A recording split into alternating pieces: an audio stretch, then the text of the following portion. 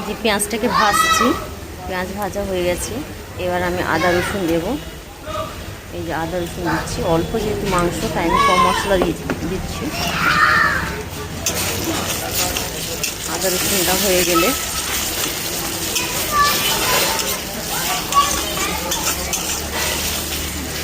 সুন্দর করে আদা রসুনের একটা গন্ধ ছাড়বে, যেটা হয়ে বুঝতে হবে যে ভাজিটা হয়ে গেছে। এরপর আমি দেব টমেটো পিউরি দেব। টমেটো আর গোটা শুকনো লঙ্কা আমি একসঙ্গে বেটে রেখেছি, পিষে রেখেছি।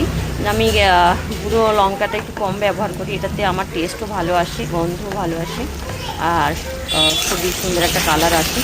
এবার আমি দিয়ে দিলাম টমেটো, দিয়ে দিলাম।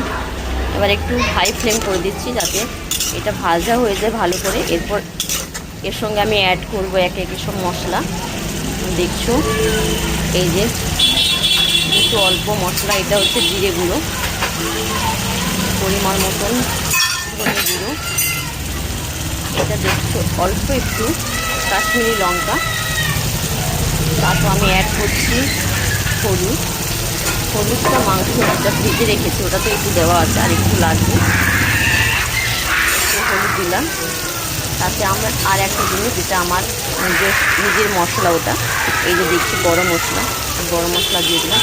এবার এটাকে আমি কষবো ভালো করে, কষা হয়ে গেলে মাংসটা ঢেলে দিয়ে খুব সুন্দর একটা সেন্ট রয়েছে, খুব সুন্দর।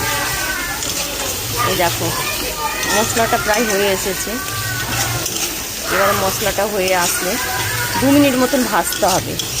ভেজে নেওয়ার পর মশলাটা হয়ে গেলে এরপর আমি ঢালবো মাংসটা 5 থেকে 7 মিনিট কষবো ভালো করে। যেহেতু মাংসটা ভাজা হয়ে আছে, তো আমি কষার পর অল্প একটু জল দেব। জলটা আমি কী করি, অনেক সময় উষুম করে জল দিই, একটু হালকা গরম করে, আবার অনেক সময় ঠান্ডা জলও দিই। তো আমি এখানে ঠান্ডা জল ব্যবহার করব না, আমি এখানে কি করব, একটু হালকা উষুম জল ব্যবহার করব, যাতে মাংসটা খুব তাড়াতাড়িও হয় আর মাংসটা ভালো হয়। ঠান্ডা জল থেকে গরম জল একটু হালকা ব্যবহার করলে খুব ভালো হয়। এই দেখছো তোমরা, মশলা থেকে তেল প্রায় ছেড়েই দিয়েছে, তোমরা দেখছো সাইড থেকে তেল ছেড়ে দিয়েছে। এরপর আমি কি করব,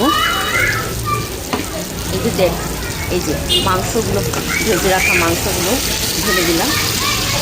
বেশি রান্না করছি না, অল্প করছি, কেন এখন বাজার খুব খারাপ চলছে, তো আমি অল্পই রান্না করছি। আমি তোমাদের দেখাতেও পারছি না ভালো করে, যাই হোক না কেন যতটুকু সম্ভব দেখাচ্ছি। তোমরা যে দেখছো